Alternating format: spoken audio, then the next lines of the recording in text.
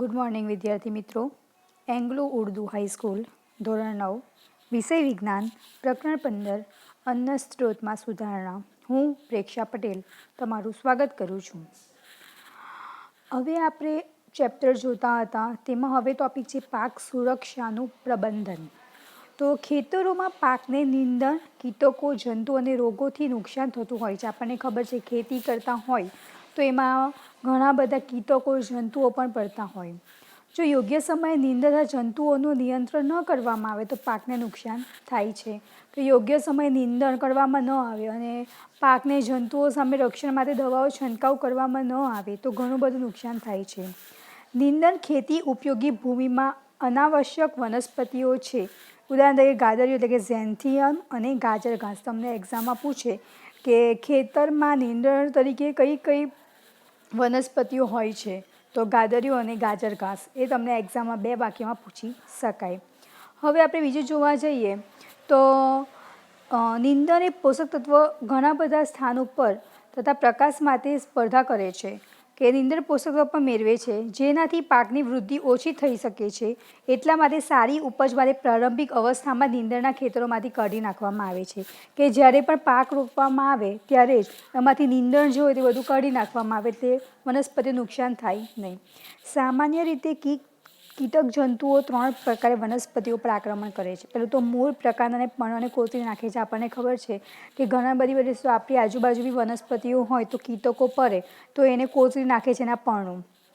તે વનસ્પતિઓ વિવિધ ભાગોમાંથી કોષોનો રસ ચૂસી લે છે અને તે પ્રકાંડ અને ફળોના છિદ્રને પણ છિદ્ર કરી નાખે છે. કે પ્રકાંડ અને ફળો ઘણા બધા ફ્રૂટ હોય તેમાં બી કાણા પડેલા આપણને જોવા મળે છે. આ પ્રકારે તે પાકને ખરાબ કરી નાખે છે અને પાકની ઉત્પાદકતામાં ઘટાડી નાખે છે. કે આ બધાને કારણે પાક ઉત્પાદન કરે. આપણને ખબર છે આપણે કોઈ વસ્તુ લેવા જોઈએ તો જોઈને લઈએ. કાણાવાળું હોય તો આપણે વસ્તુ લેતા નથી, એટલે પાક ઉત્પાદનમાં ઘટાડો થાય છે. વનસ્પતિમાં રોગ બેક્ટેરિયા અને ફૂગ અને વાયરસ જેવા રોગકારકો દ્વારા થાય છે. કે વનસ્પતિઓમાં પણ બેક્ટેરિયા, ફૂગ અને વાયરસ લાગે છે. તે ભૂમિ, પાણી અને હવામાં હાજર હોય છે અને આ માધ્યમો દ્વારા વનસ્પતિમાં ફેલાય છે. કે ભૂમિમાં પણ હોય, પાણી દ્વારા પણ બેક્ટેરિયા, ફૂગ એ વનસ્પતિમાં લાગતા હોય છે. નીંદણ, કીટકો અને રોગો પર નિયંત્રણ જુદી જુદી રીત દ્વારા કરી શકાય છે. કે કીટકો અને રોગો પર જે નિયંત્રણ આપણે અલગ અલગ રીતે કરી શકીએ છીએ. કે આમાં સૌથી વધારે પ્રચલિત રીત જંતુનાશક રસાયણનો ઉપયોગ કરવામાં. આપણને ખબર છે ખેતીમાં સમયાંતરે જંતુનાશક દવાનો છંટકાવ કરવો એટલો જ આવશ્યક છે. તેમાં તૃણનાશક, કીટનાશક અને ફૂગનાશકનો સમાવેશ થાય છે. આ રસાયણો પાક વનસ્પતિઓ પર છંટકાવ કરવામાં આવે છે અથવા તો બીજ અને ભૂમિના ઉપચાર માટે ઉપયોગી છે. કે બીજ અને ભૂમિના ઉપચાર માટે તે ઉપયોગી હોય છે, પરંતુ તેઓમાં વધુ માત્રામાં ઉપયોગ કરવાથી ઘણી બધી સમસ્યાઓ ઉત્પન્ન થાય. વધુ પડતો પણ ઉપયોગ એનો કરી શકાતો નથી. જો એવું કરવામાં આવે તો એ વનસ્પતિ અને જમીનને નુકસાન પહોંચાડતી હોય છે. જેમ કે કેટલીક વનસ્પતિઓ અને પ્રાણીઓ માટે વિષાલુ પદાર્થો હોઈ શકે છે. પર્યાવરણ પ્રદૂષણનું પણ કારણ બની શકે છે. કે એવા જંતુનાશક દવા નાખવાથી પર્યાવરણને પણ નુકસાન પહોંચતું હોય છે. યાંત્રિક રીત દ્વારા નીંદણને દૂર કરવું એ પણ એક રીત છે. કે યાંત્રિક રીત એટલે કે આપણે જાતે કાપીને એને નીંદણને દૂર કરી શકીએ છીએ. નિષેધાત્મક રીતો જેવી કે સમય પર પાક ઉગાડવો, યોગ્ય ક્યારીઓ કે ચાસ તૈયાર કરવા, આંતરિક પાક લેવા, પાકની ફેરબદલી કરવી એટલે કે એક પાક રોપાઈ જાય એટલે તરત બીજો પાક રોપી દેવામાં આવે, અથવા તો સમયાંતરે પાક ઉગાડે. કારણ કે જમીને ખાલી રહેવા દે તો એમાં નીંદણ થઈ જાય, પણ જમીને ખાલી ન રહેવા દેતા એક પછી એક જો પાક ઉગાડવામાં આવે તો આ સમસ્યા પણ આપણે રોકી શકીએ છીએ.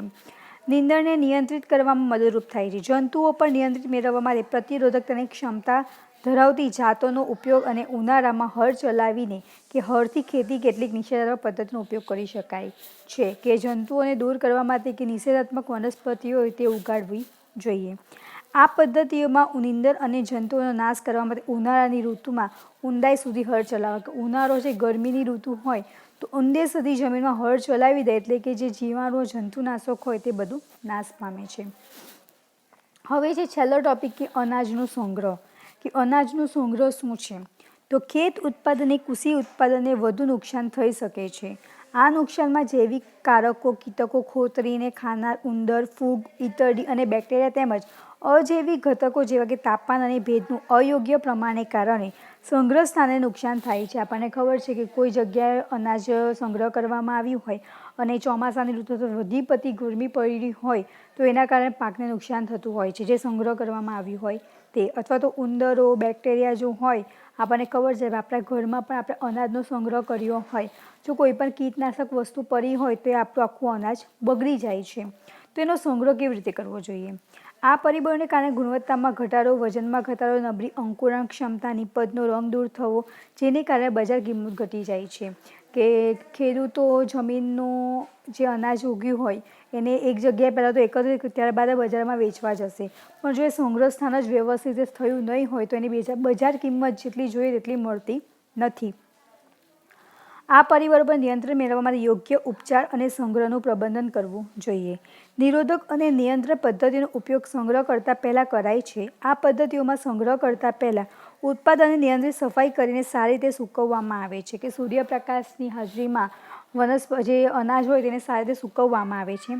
રસાયણયુક્ત તથા ધુમાડાનો ઉપયોગ કરાય છે, જેથી જંતુઓ મરી જાય છે. આ પદ્ધતિઓમાં તેમાં સમાવેશ થાય છે. કે દવા છંટકાવ એટલે કે રસાયણ કોઈ પાવડર નાખવામાં આવે અથવા તો એમાં કોઈ પણ ધુમાડો મૂકવામાં આવે, તેના કારણે જંતુઓ મરી જાય છે. આપણને ખબર આપણા ઘરમાં ઘઉં હોય તો તેનો સંગ્રહ કરવામાં આવે, તેમાં ઘણા લોકો દિવેલ નાખતા હોય છે, ઘણા લોકો પાવડર નાખતા હોય છે, તો ઘણા લોકો દીવાસળી મૂકતા હોય છે, કે જેના કારણે કોઈ જંતુઓ નહીં ફેલાય. તો તમારું ચેપ્ટર અહીંયા કમ્પ્લીટ થાય છે. આ ચેપ્ટર એકદમ સહેલું છે. આ ચેપ્ટરમાં MCQ, SQ અથવા તો એકાદ બે માર્ક્સના ક્વેશ્ચન પૂછી શકાય. બ્લુ લાઇનર જેટલા પણ ક્વેશ્ચન છે તે તમારે તમારી નોટબુકમાં લખવાના રહેશે. Thank you.